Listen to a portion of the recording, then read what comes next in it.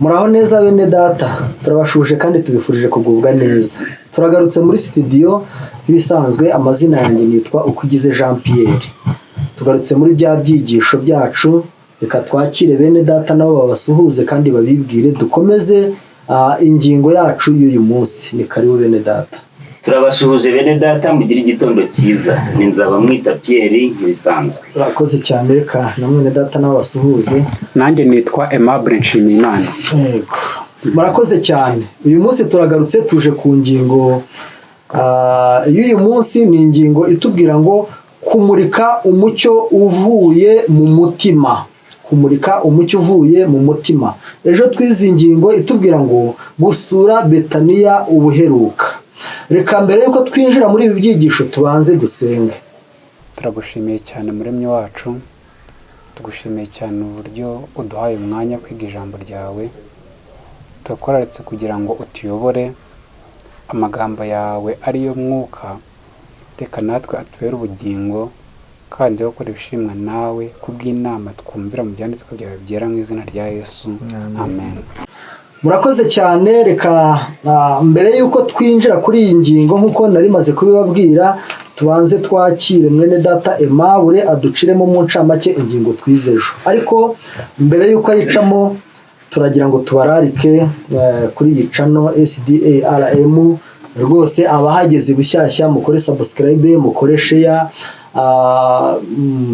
muduhe comment. Ibyigisho byacu tubisangira n'abantu bose badukurikirana kandi twifuza ko mubigiramo uruhare rukomeye. Imana ibahe umugisha rero. Mwene data Aimable, reka tumuhe karibu aduciremo mu ncamake mu ngingo y'ejo kugira ngo dukomeze n'uyu munsi. Urakoze. Ingingo y'ejo hashize twabonye ko yavugaga ngo gusura Betaniya ubuheruka.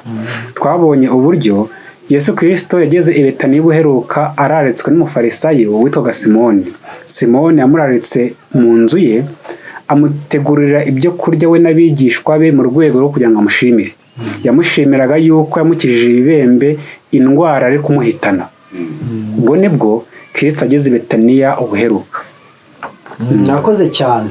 Reka rero tujye ku ngingo y'uyu munsi. Waratwibukije, twumvise amateka yabaye i Betaniya, ko byagenze, uburyo bari babyiteguye. Noneho uyu munsi rero tugiye kwiga ingingo itubwira ngo kumurika umucyo uvuye mu mutima. Burya kumurika umucyo uvuye mu mutima ntabwo ari itara nk'amatara yaducana, ahubwo turazireje turebe neza uyu mucyo uvuye mu mutima umurika ute, ninde wawumuritse, byagenze bite. Mukurikirane rero kugira ngo turusheho kuryoherwa n'ibi byigisho. Reka dusabe mwene data Pierre aturebera isomo dusoma muri Zaburi ya 55 umurongo wa 21. Hano hari ikibazo kitubaza ngo sobanura imiterere y'ibintu bikunze kubaho mu gihe cy'ibirori byo gusangira n'uburyo byabayeho muri uwo mwanya. Hari imiterere y'ibirori, ariko hari n'ubwo buryo byabayeho muri uwo mwanya. Ubwo ni wa wundi twize ejo. Dusomere Zaburi 55 umurongo wa 21. Zaburi ya 55 umurongo wa 21. Wa muntu yaramburiye amaboko kubuza abo babanaga amahoro, yahumanije isezerano rye. Iri somo sinzi, reka mwene data Aimable hari uburyo ashobora kuba aryumva, ariko tunamusabe aduhurize n'aya magambo dusoma mu gitabo cy'Ibifuzwa ibihe byose ku ipaje 557. Reka twakire Aimable yadusomere, narangiza aduhuriza aya masomo. Reka turebe Ibifuzwa byose paje 557. Mwibuke turi ku ngingo wa kabiri ivuga ngo kumurika umucyo uvuye mu mutima. Ni ukuvuga ngo ibikuri ku mutima ukabigaragaza. Buriya uwo mucyo umutima ntago waka, ntago umurika, ahubwo ibirimo bikajya ahagaragara. Bikajya ahagaragara. Rero uwo munsi mukuru wahuje abayuda benshi. Icyo gihe muri Yerusalemu hari gukangarana cyane. Kristo n'umurimo we byakuriye intekerezo z'abantu benshi kuruta ibihe bya mbere. Ubundi mu isoza ry'umurimo w'ubuheruka abantu bari barakangaranye, baramukurikira ari benshi cyane kurenza mu ntangiriro yaho. Abantu bari baje mu munsi mukuru kwa Simoni bitegerezaga ibyo Yesu yakoraga, ariko bamwe muri bo ntibari bamwishimiye. Abayuda bari batanze rya tangazo ngo mubona mutubwira aho hari tumufate, bari bahari kuko abafarisayo mugenzi wabo birumvikana nabo yarabararetse mu birori, bapfa kujyamo ko yabararetse ariko batamwishimiye. Urumva hano Yesu yagiye gusura ariko afite n'ikibazo cyuko atarakunzwe ndetse ku rwego rwo kumuhiga. Ariko hano kwa Simoni naho muri ibi birori byari byateguwe nk'uko twababwiye ejo, hari ibintu bibiri bikomeye byabayeho. Simoni yateguye ibirori apanga gushimira, ariko hari n'undi muntu waje nawe afite igikorwa gihwanye n'iki cyo gushimira, kandi uwo bagombaga gushimira yari umwe. Rero dukurikirane tujye kuri twumve mu isomo dusoma muri Yohana ibice 12 umurongo wa 3. Pierre ahaturebere, ariko ni ku kibazo kitubaza ngo uvuga ibikorwa bya Mariya mu birori byo kwa Simoni. Simoni yarateguye na Mariya araza kandi agira ibyo akora. Dusomere muri Yohana banza muri Luka ibice 7 umurongo 37 kugeza 38. Twumve ibikorwa bya Mariya. Luka ibice 7 umurongo wa 37 kugeza 38. 37 haragira hati: umugore wo muri uwo mudugudu wari umunyabyaha amenya yuko arira mu nzu y'umufarisayo, azana umukondo w'amavuta meza ameze nk'amadahano, ahagarara inyuma ye hafi y'ibirenge bye arira, atangira kumutonyangiriza amarira ku birenge, abihanaguza umusatsi we, asoma ibirenge bye, abisiga ayo mavuta. Arakoze cyane. Iri somo ryumvikanishije neza ibintu, uburyo uriya mu mama yari afite ibintu yateguye, ariko ntekereza ko atarazi uburyo azabihigura. Sebura yari yarapanze, kuko Simoni niwe wateguye umunsi mukuru wo gushimira ndetse atumira Yesu n'abigishwa. Uriya mudamu rero wamenye ko ahari, urumva Yesu abishyira mu bikorwa, ariko ntekereza ko biriya biro ntabwo uriya mudamu ari wari wabiteguye. Byateguwe na Simoni. Biduhuri.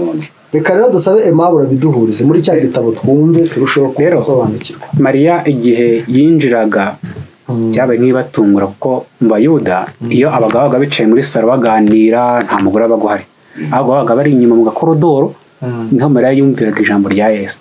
Yararumvise avuga ko Yesu agiye kwimika, bagiye kumwimika rwose Mariya. Ese burya ko byari bimeze, ntabwo abadamu bazaga ngo bicare mu bandi. ese urajya kuri mu Bayuda nawe naturanyi bacu muri Kongo. Nagiyeyo iyo twicaye muri salo, abagore bari inyuma mu gakorodoro bari bateze amatwi ariko badahari.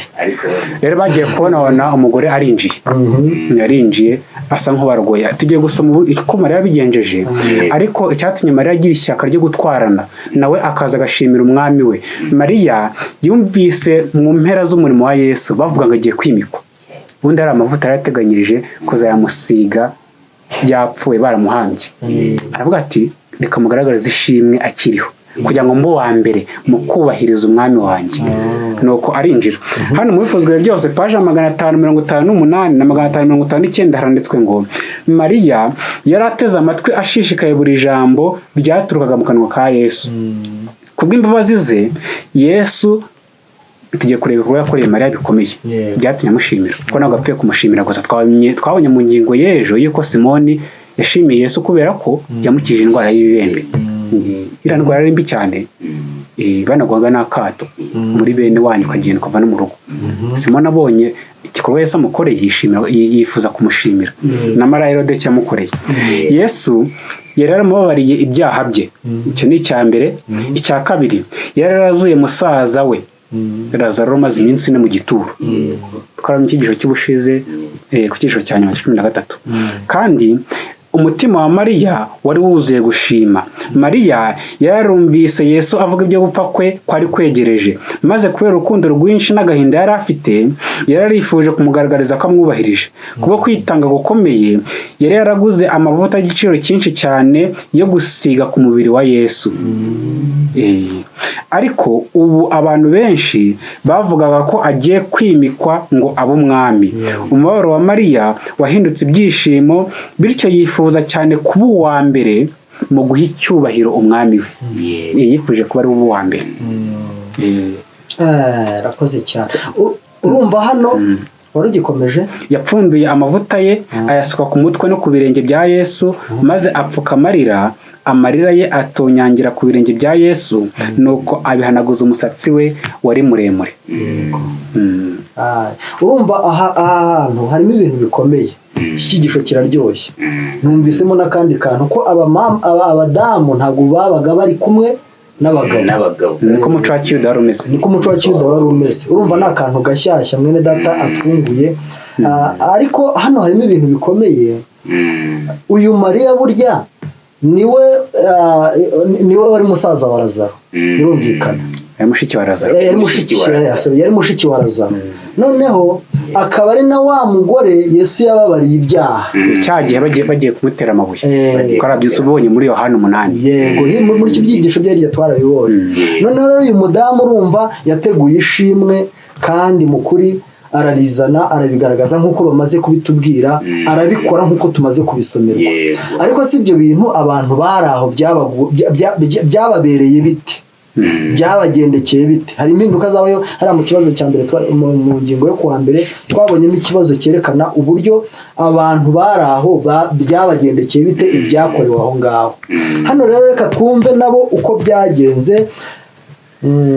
Muri se ku ngingo ya se mwene data Pierre naturebere muri Yohana igice cya 12 umurongo wa 4 no wa 5 hari ikibazo kitubaza ngo ni gute Yuda yakiriye icyo gikorwa. Ni gute Yuda yakiriye icyo gikorwa?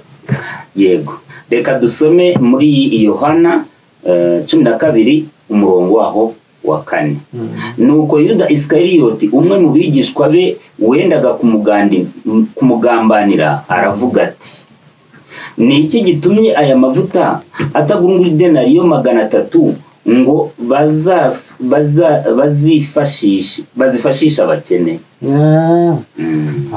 Yuda ubwo urumva yagize ikibazo, ariko mu kuri reka dusabe Aimable nanone yongera duhurize mu wifuza ibihe byose iri jambo ryo muri Bibiliya n'uyu mwuka w'ubuhanuzi, twumve ikibazo Yuda yagize cyari gishingiye kuki. Ese Mariya yabikoze ate byatumye bitera ikibazo? Karibu Aimable. Ukuntu Yuda byakiriye.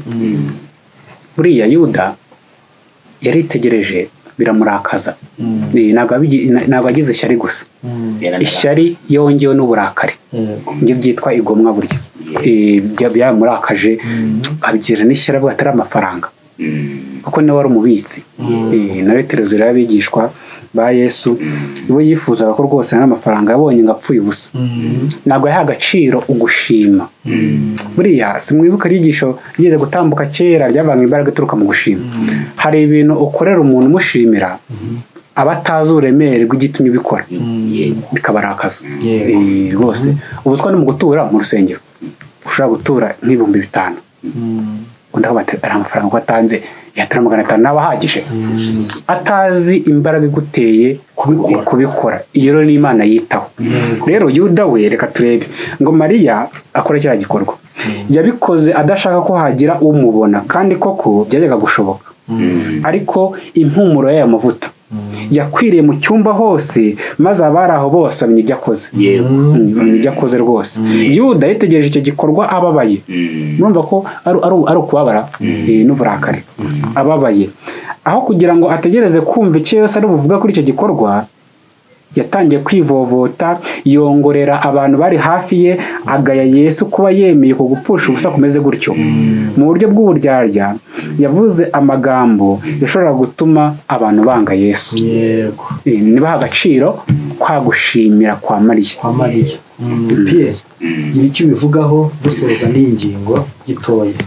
Kumurika umucyo uvuye mu mutima.